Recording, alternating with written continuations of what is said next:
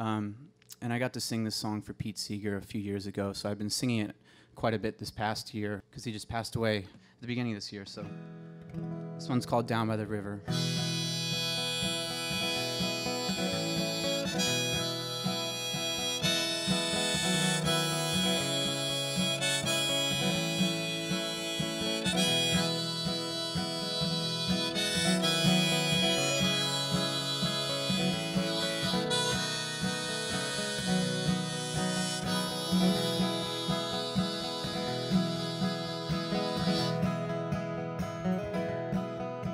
Down by the river, there she was, pinning the line and drying her clothes.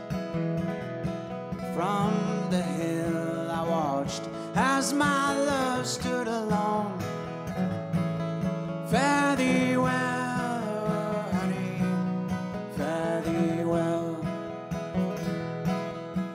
I grew up in a small town in Pennsylvania, rural Pennsylvania, a town of about 9,000 people, and it's mainly Catholics and Amish there. It was quite an interesting place for a Indian boy to grow up. Yeah, it was there that I got into punk rock music, and you know, I feel like in old folk and country music, that's where the roots of punk rock lie. Discovered Johnny Cash by accident at a church swap, and it was kind of a joke at first. I just thought his name was funny, and I bought it for 25 cents and listened to that, and it kind of changed me. It just spoke to me in a way that punk rock or any other music never had.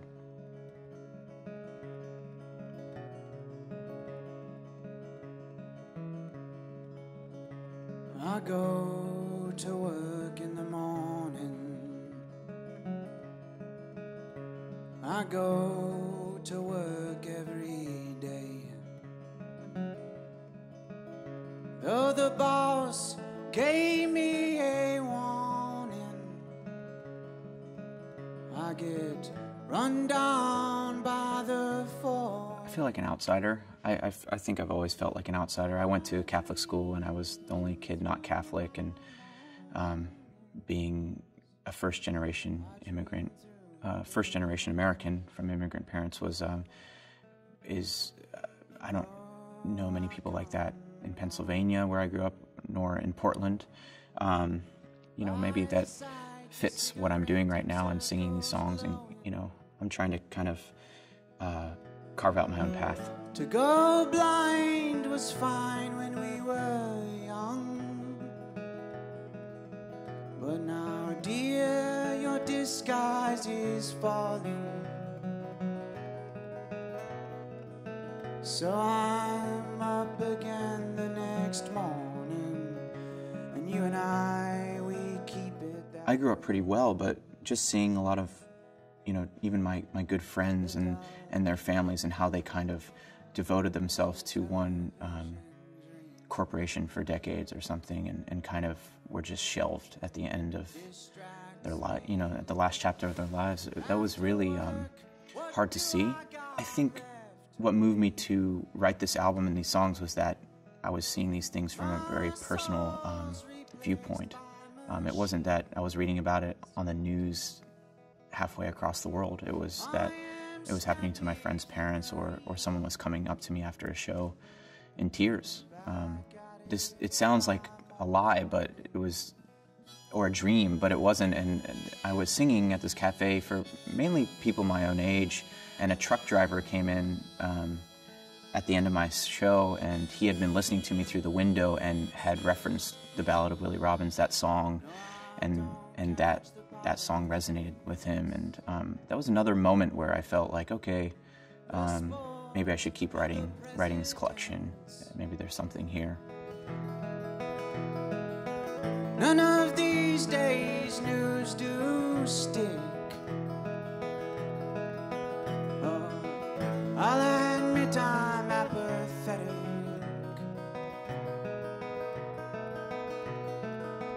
Does my word have any sway? War or not, work's enough each day.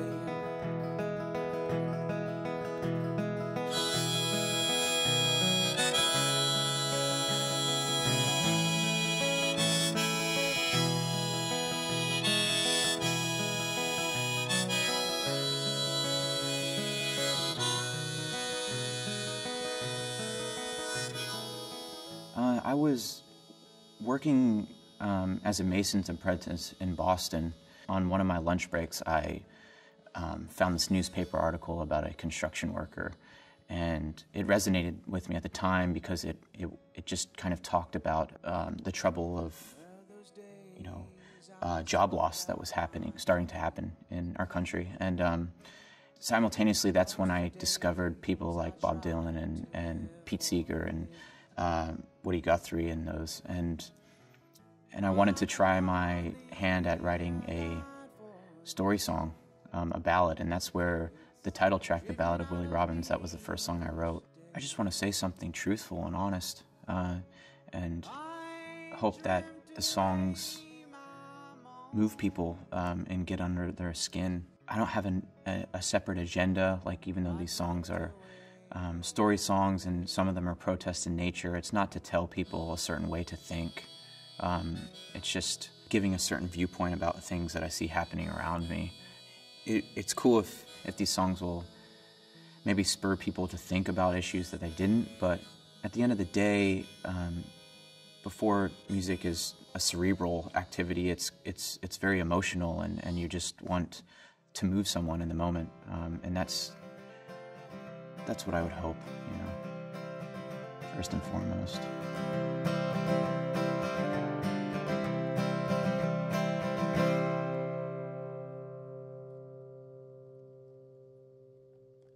Willie Robbins was a hard-working fellow, and each morning he'd kiss his wife twice and tell her, "Oh, sweetie, I know we're just starting out, but down at work that tower's still being built, and Mr. Taylor, I think he told me, not until that tower's built would he pay me." So Willie picked up his hard hat, gloves and pail, and he combed back his graying hairs.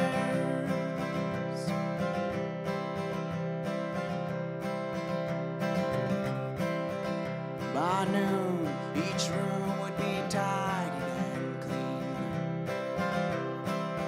By 9, Willie would be back in time to eat. Then, like many working men, he'd shower, watch TV, and beside his dear wife, he'd fall fast asleep. Yet 2 weeks passed by and the check never came. Mr. Taylor holds his initial claim. The building undone, no money to be seen. Oh, Willie and his wife with little to eat.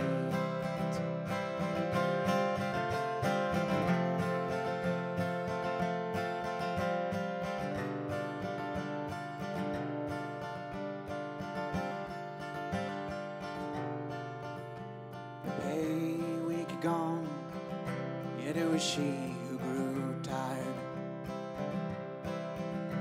The man she married, she no longer admired. The house dirty, the heat pipes cough, the jam jars nearly empty, the apples soft. The bedroom dusty, the bed sheets unmade. While Willie sleeps, Margaret lies awake. Was it a time to leave? She did contemplate.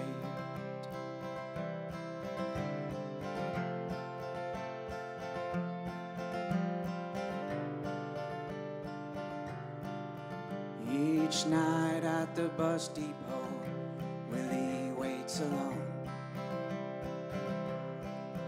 for the number 35 to take him home. His arms weary, his tongue bound. Like Sisyphus, he feels unearthing a rock from the ground,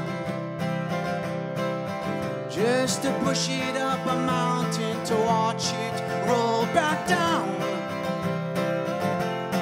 Oh,